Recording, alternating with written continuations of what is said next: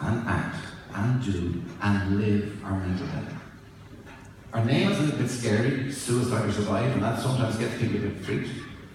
But come with me and meet Caroline McGuigan, CEO and founder of Suicide or Survive. So, Caroline, just tell us some of the hats you wear on a daily basis. Okay, well, first of all, it's really lovely to be here. My heart is absolutely beating at the moment because I'm quite nervous, but also excited, and that's okay. So I'm a CEO and a founder. I have worked with Amnesty International for 5 years. We took on mental health as a human rights issue, so you can imagine the fun we had. I'm also a psychotherapist. I'm an advocate. I work around psychiatry, mental health, the medical model. I'm a mum, which is probably the most important job ever in life.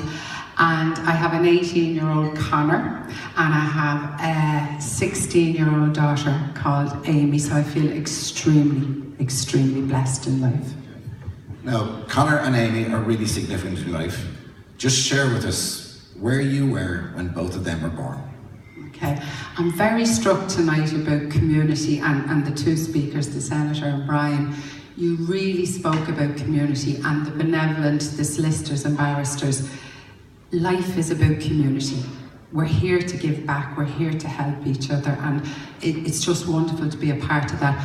Connor was born when I was attending a psychiatric service. I attended a psychiatric service for over 8 years of my life, and I know I'm not the only one in this room that may have had those experiences or family members, and there's nothing to be embarrassed about. And a few years later, I went on to study in Trinity College and I became a psychotherapist. And Amy's far crazier than Connor, believe you me. So I've had both sides. If someone had said to me, you're going to have your first baby while you're attending a psychiatric ward, I'd have said, but only mad people go there.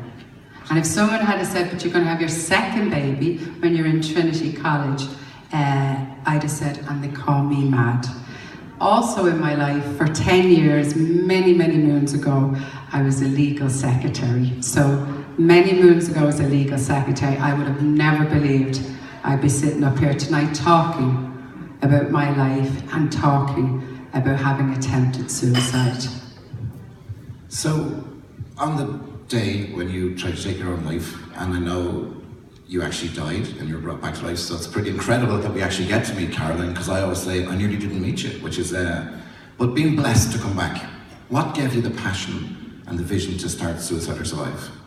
I was really, really pissed off. I was really pissed off at the system. I was angry, I was frustrated, and I thought there has to be another way.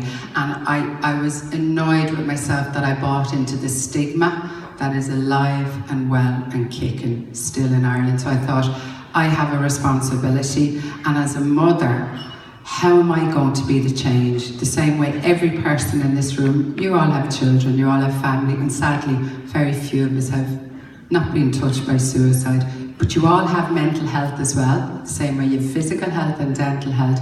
So I took on my responsibility as a community member of this community and every community to do something to turn it around, which means sitting up here tonight talking, and it's not bloody easy, but I believe very, very passionately in change.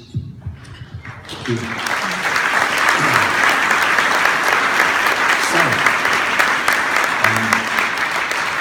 I think this is a room of change makers. In your organisation, how do you do that? How do you bring the education out to people? I think what's really important is that the word suicide or survive, we're pushing it under the carpet again. For some people, when they get there, that's what it feels like. It feels you don't have a choice. But there's the other end of the spectrum, and we work from both sides. From 4 years of age, we need to bring in education around mental health. Do you remember when the dentist, you were taught how to do your teeth at 4 years of age? We've got to do the same around mental health, and we really have to break the stigma. We run fabulous programs, and so do all the other organisations. Pieta have the walk tomorrow. It's not about them and us, it's everybody together. But I have a big, big ask, and and it's lovely. The funding is fantastic. Come on our programs because you will benefit. Invest in your mental health. Don't do it for other people, because one day we all take dips. Nobody is going to get out of this life without struggle, but we do have the resources and the resilience. We run fantastic programs. And we often say in SOS that there's a statistic that say one in four people have an issue with their mental health. Did you ever hear that before? Mm-hmm. So people count at tables and go 1, 2, 3, 4, they're screwed. 1, 2, 3, 4. And they move. It's 4 in 4. We all have an issue with our mental health.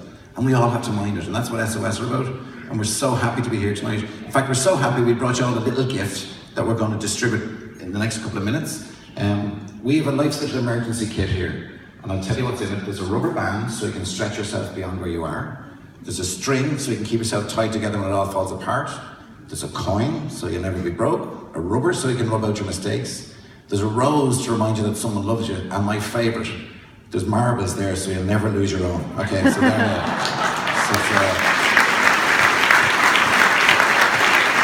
So Caroline, one last message and then I'll bring up the dinner. One of the women that inspired me hugely in my life is Maya Angelou. She was and talk about justice and fighting for justice. And she says a beautiful thing, and this is my gift to everyone in this room. Life's very short, very precious.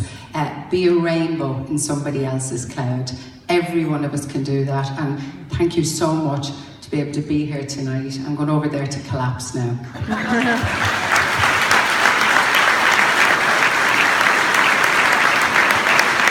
So enjoy your dinner, and thanks very much, Marion. Thank you so much.